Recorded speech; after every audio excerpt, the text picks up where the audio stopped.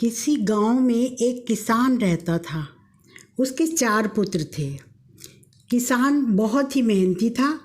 यही कारण था कि उसके सभी पुत्र भी अपने हर काम को पूरी मेहनत और ईमानदारी से किया करते थे, लेकिन आपस में बिल्कुल नहीं बनती थी और वो आपस में छोटी छोटी बातों में भी लड़ते झगड़ते रहते थे। अपने पुत्रों के झगड़े को देखकर किसान बहुत परेशान था और अपने पुत्रों को इस बात के लिए समझाने का प्रयास किया, लेकिन उनकी बातों का चारों भाइयों पर कोई असर नहीं होता।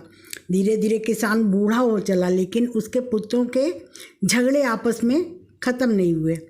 किसान ने एक तरकीब निकाली और पुत्रों के झगड़ों की इस आदत को दूर करने का मन बनाया। उसने अपने सभी पुत्रों को आवाज़ लगाई और अपने पास बुलाया। किसान की आवाज़ सुनते उसके पास आ गए और सभी सोचने लगे कि उनके पिता ने सभी को एक साथ क्यों बुलाया। सभी ने पिता से उन्हें बुलाने का कारण पूछा। किसान बोला, आज मैं तुम सभी को एक काम देने जा रहा हूँ। मैं देखना चाहता हूँ कि तुम में से कौन ऐसा है जो इस काम को बखूबी कर सकता है। सभी पुत्रों ने एक सुर में कहा, पिताजी आप जो काम देना चाहते हैं दीजिए, हम उसे पूरी मेहनत और ईमानदारी से करेंगे। बच्चों के मुंह से ये बात सुनकर किसान ने अपने बड़े बेटे से कहा, जाओ और बाहर से कुछ लकड़ियाँ उठाकर लाओ। दूसरे बेटे से कहा कि जाओ एक रस्सी लेकर आओ। पिता के बोलते ही वह बेटा लकड़ी लेने चला गया और दूसरा बेटा रस्सी लाने के लिए बाहर दौड़ा। थोड़ी देर में दोनों बेटे अपना अपना सामान लेके आ गए और पिता को लकड़ियाँ और रस्सी दे दी।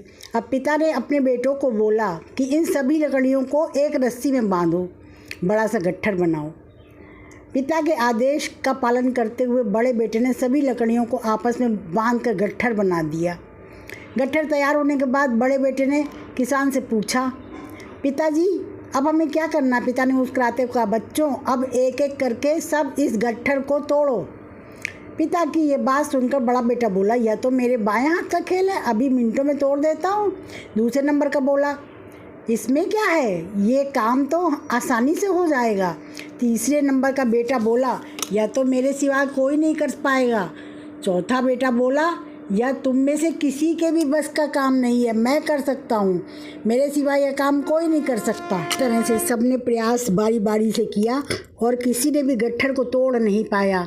तब किसान जो है मुस्कुराने लगा, बच्चों आप चारों भी इसी लकड़ियों के समान हो। अब तक इन लकड़ियों की तरह साथ रहोगे, तब तक तुम्हें कोई नुकसान कोई भी नहीं पहुँचा सकता।